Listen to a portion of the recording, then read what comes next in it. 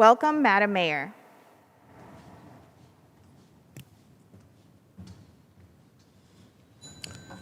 Good afternoon, everyone. Thank you so much for joining us here today. We're here with Dr. Grant Koufax of the Department of Public Health to provide a very important update around what's happening in San Francisco as it relates to COVID-19. As of today, the total number of cases in San Francisco are 13,139. The total hospitalizations are 36.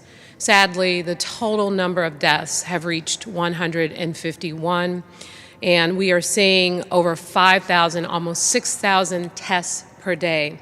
Our positivity rate has went from a record low to now 1.28%.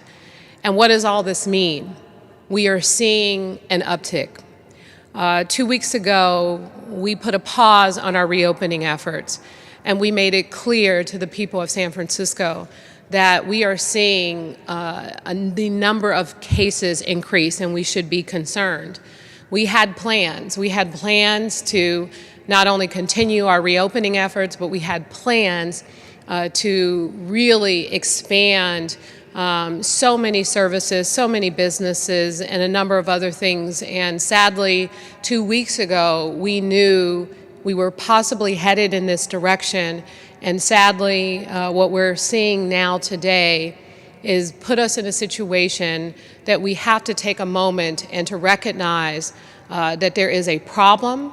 The uptick that we have seen has really is really a cause for concern, which has put us in a situation where we've had to make yet another hard choice.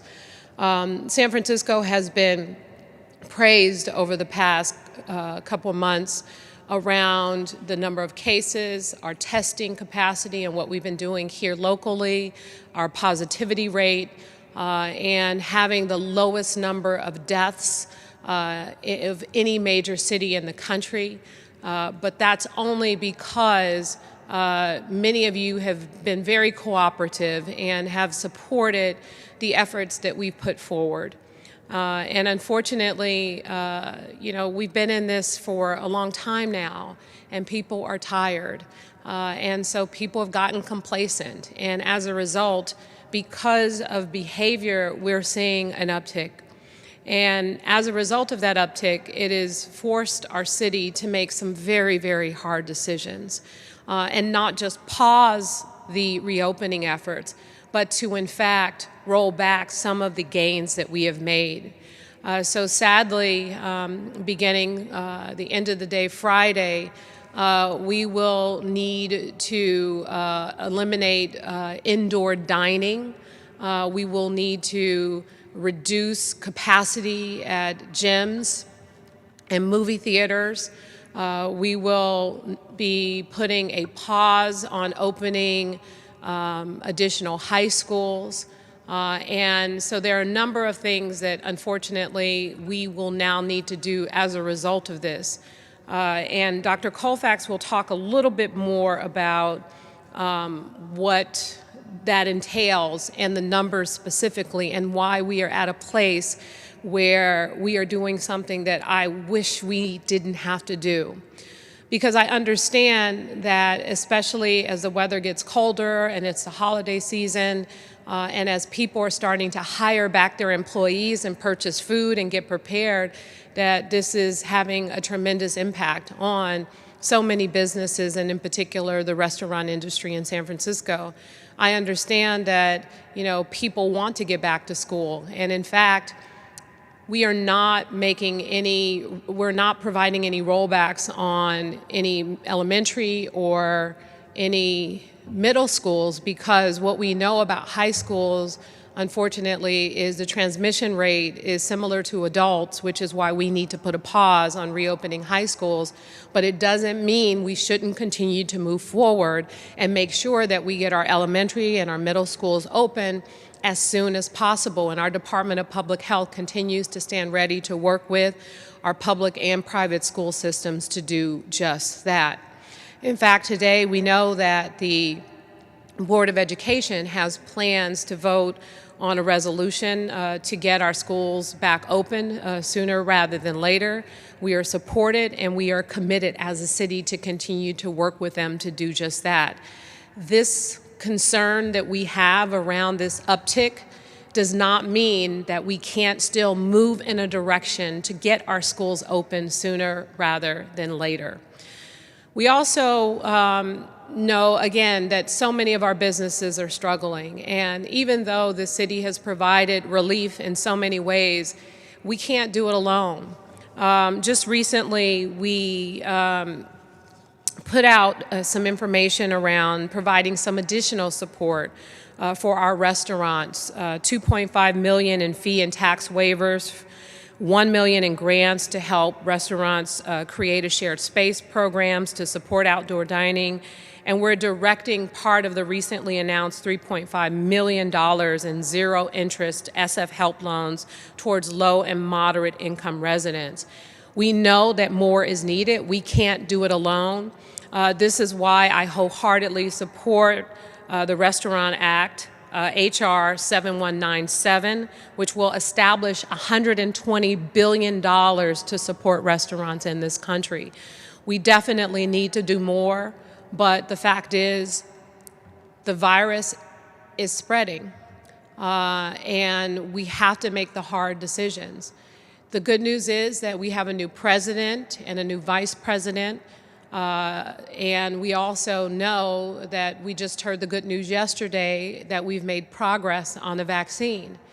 But those things aren't going to help us today with what we're seeing. They're going to help us for the future, but for now, we have to make sure that we're protecting and saving lives here in the city right now. It's a very hard thing to think about just what impact this is going to have on the people of San Francisco. When making these decisions, we don't take them lightly. We look at the science, we look at the data.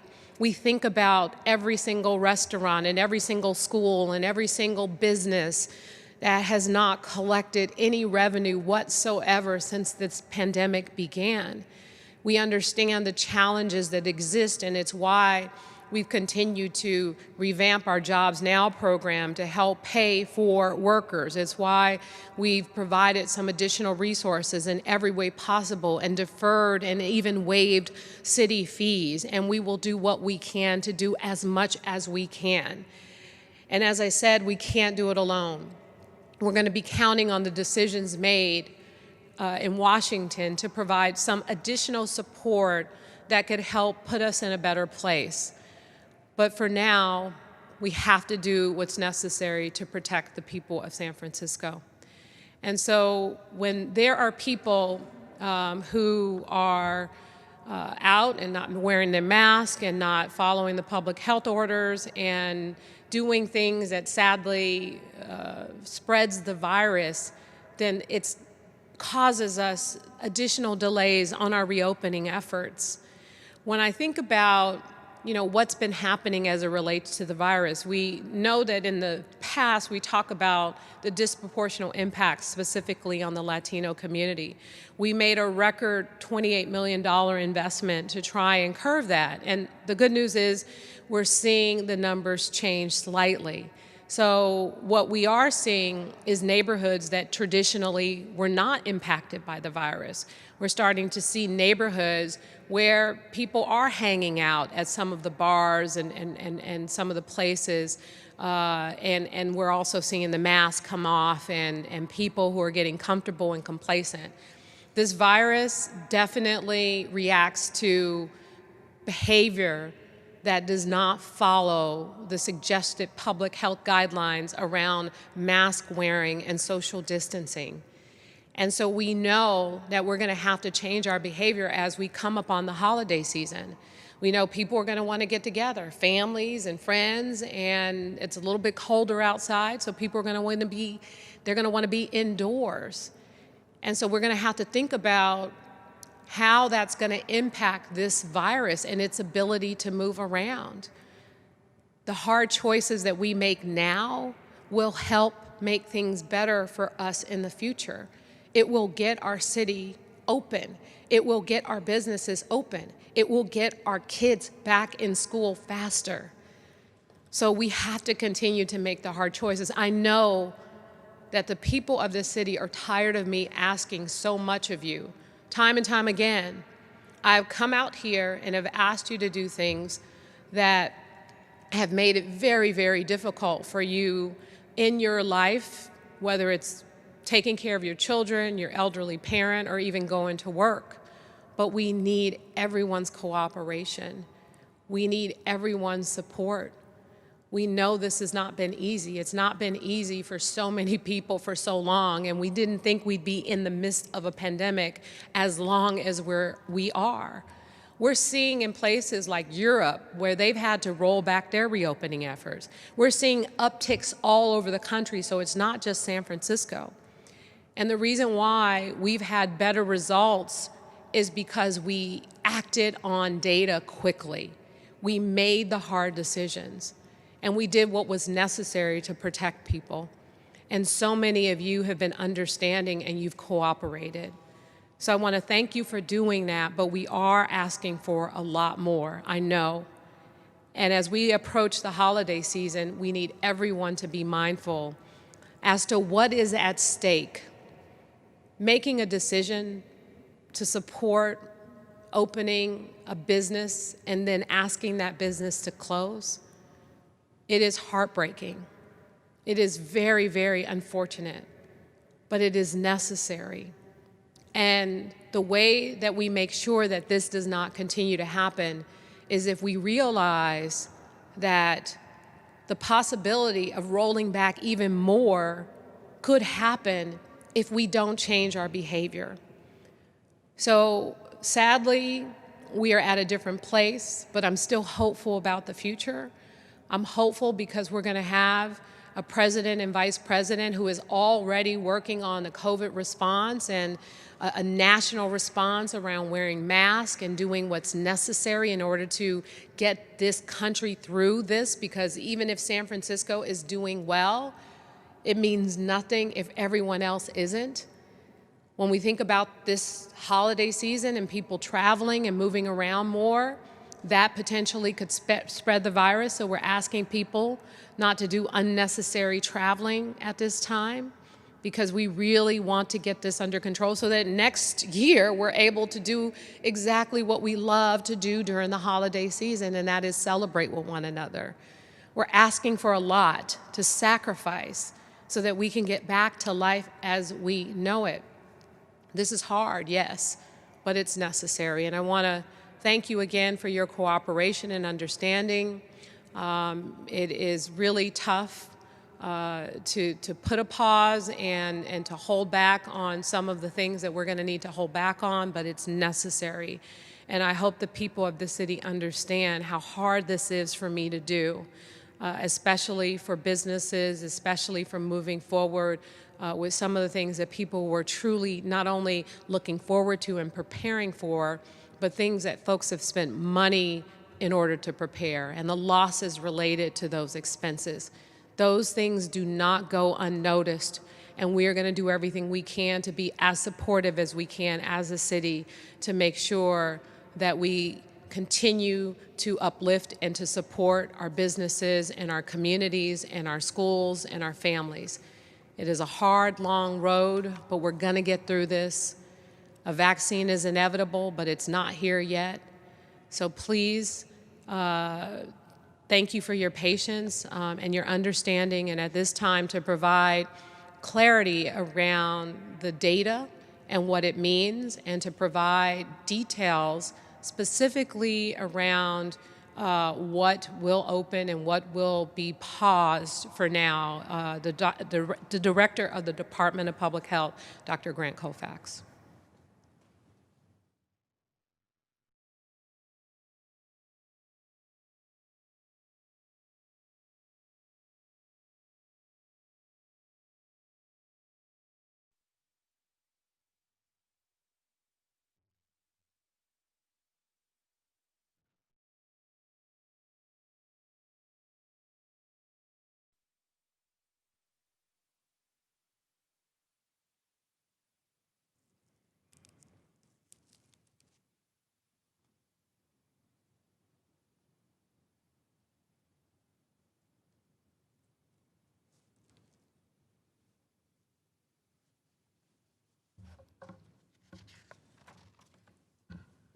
Good afternoon. I'm Grant Colfax, Director of Health for the City and County of San Francisco. And thank you, Mayor Breed. As always, we are fortunate as a city to have your leadership and tenacity. Today, we are unfortunately taking a step back. We are taking a step back to ensure we can move forward in the future. If we take these steps today, we can mitigate the spread of the virus, and in the long run, we will be safer and stronger. But this is difficult, and it is a sacrifice. We are halting indoor dining, pausing on in-person learning at additional high schools, and reducing the capacity of some indoor activities. This is because the spread of the virus is aggressive and threatening. Let me do a deep dive to show you where we are and where we could be headed if we do not take these aggressive steps. Our cases in San Francisco have been increasing dramatically over the last month. We have seen cases increase, as shown in this slide, by 250% since early October. And in the past 2 weeks, from October 21st through November 5th, our rate has increased from 3.7 per 100,000 people to 9 per 100,000 residents. We are averaging nearly 80 new cases a day now, up from just 32 new cases at the end of October. And this is consistent, unfortunately, with what we are seeing across California and across the Bay Area region. In fact, while California still remains in much better shape in terms of case increases compared to the rest of the nation, California has seen a 29% increase in new cases over the past 2 weeks. So, where may we be headed if we do not reverse this trend? Let's go to the next slide. This shows how cases are increasing and the projection for those increases. So you can see on this slide, we are in a place where cases have recently increased dramatically.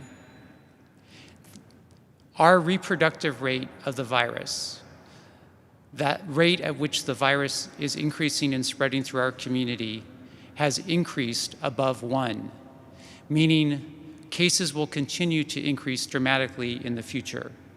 As you can see, we will go up to over 300 cases a day by late December if this increase continues. A sharp, rapid increase in cases. Reproductive rate above 1. Remember, that means that the virus is rapidly spreading through our community. Let's go to the next slide. So our current rate of increase is greater than the rate of increase on the last surge.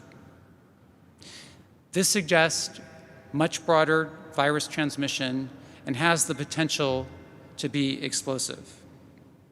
The orange line here shows what happened this summer when we had that summer surge of the virus. We peaked in our cases on July 19th. But again, as this slide indicates, we are on track to exceed the surge in the summer as our current cases are shown here in blue. So that blue line represents where we've been just in the last couple of weeks, the beginning of this fall surge, October 21st to November 5th. That line is superimposed on our summer surge line, the orange line, at the beginning of that summer surge, June 15th to June 30th. The point is here is not only is that increase, this increase that we're having now in this fall surge, commensurate with the orange line, it is actually steeper.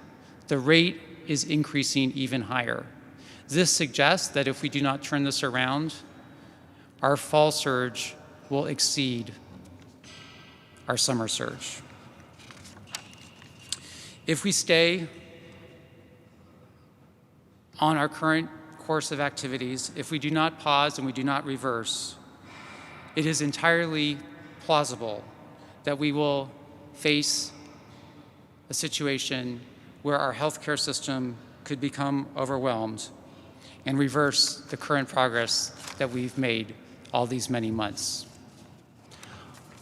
Therefore, next slide, our action today will limit indoor activities. We will close indoor dining and bars serving food effective 11:59 this Friday, p.m. this Friday.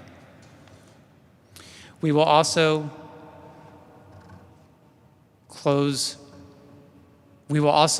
limit, can I have the next slide, please? I think there's another slide here. Yes, thank you.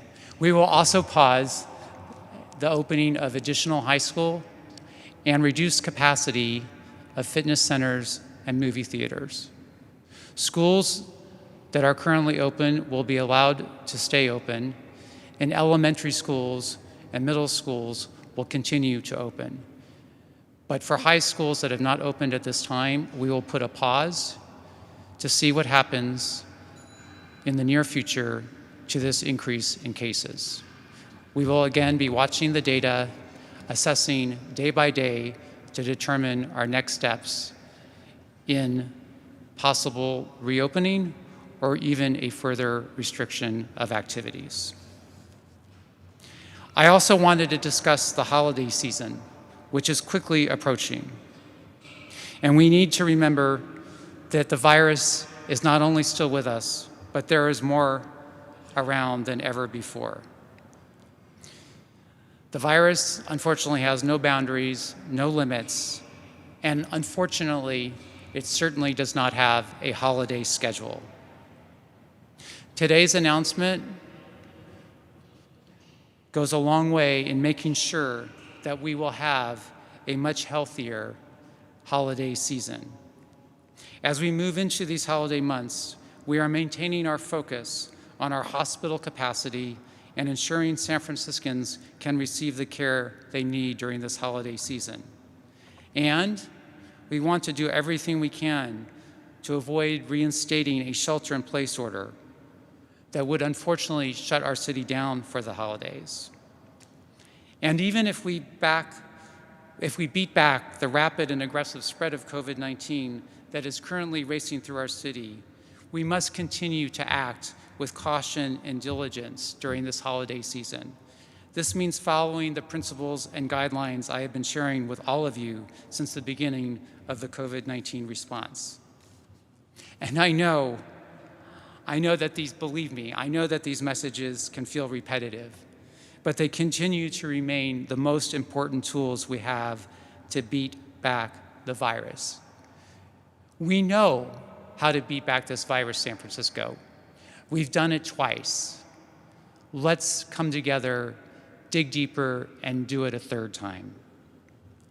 For the holidays, our guidance includes the following. Travel outside the Bay Area will increase your chance of getting infected with the virus and spreading it to others upon your return. Non-essential travel, including holiday travel, is not recommended. Additional precautions must be taken when hosting and interacting with people who are traveling to the Bay Area, especially from other communities with widespread COVID-19. Wear a face mask and stay 6 feet from people outside your immediate household, and that includes family members who are not in your immediate household. Eating and drinking together is higher risk because people must take off their masks to eat and drink. People are often relaxed about social distancing, while eating and talking create more respiratory droplets. Please have that holiday dinner in person only with those you live with. Join your loved ones elsewhere on Zoom on Teams, on the phone. This is not the year to pull together a big holiday table with multiple households, multiple members of your family indoors, potentially spreading the virus to your loved ones. If you do have a holiday dinner or gathering, please, it must be outside. People must stay 6 feet apart and wear masks. And please, use caution when actively eating or drinking. Now I know this is not how I imagine this holiday season. But unfortunately, it is the holiday season we need to have this year to truly show people that we care and to show and protect the people we love how to keep ourselves, our families, our friends, our communities safe. We need to protect our aging parents or grandparents. And this can only happen with caution and diligence that includes that masking, that good hygiene, and that limited time of social interactions. But everyone needs to do their part, and everyone needs to act with caution and care. We will get through this together. And I continue to thank all of you in San Francisco for doing your part. Thank you. At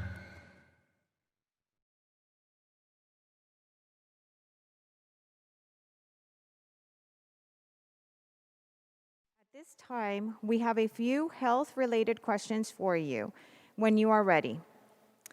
The first set of questions are from Alex Barrera from SF Business Times. Are the activities that are being impacted today indicative of new positive cases being attributed to those activities? So we have taken a pause in reversed activities that we know based on the data, science, and facts that are most risky. We know a lot now about how this virus is transmitted. We know that the virus is more likely to be transmitted indoors, particularly during activities where people take their mask off. So that the decision, the difficult decision that we have made today is based on the data that we know how this virus is spread and that those activities increase the risk. We also know that there's much more likely for the virus is more likely to be transmitted in very large groups or gatherings, which is another reason that we reduced the capacity of the gatherings today. Thank you. For the next question comes from Gerald Chin, San Francisco Bay. Does the city back in strict tier? So what we're responding to right now are the data and the local data that we have. And as you saw, we're looking at the really recent data. I just showed those slides. We're going to continue to watch the state. We do expect the state will shift us to another tier, but we need to move fast here. We need to look at our local information, and that's why we're responding so quickly right here. You saw that rate of increase. That rate is very concerning, particularly given the fact that it exceeds the rate of increase we saw at the beginning of that summer surge. So we have to act now to turn the tide on this fall surge. There are no further questions. And this concludes the press conference. Thank you, Mayor Breed and Dr. Goldfeld.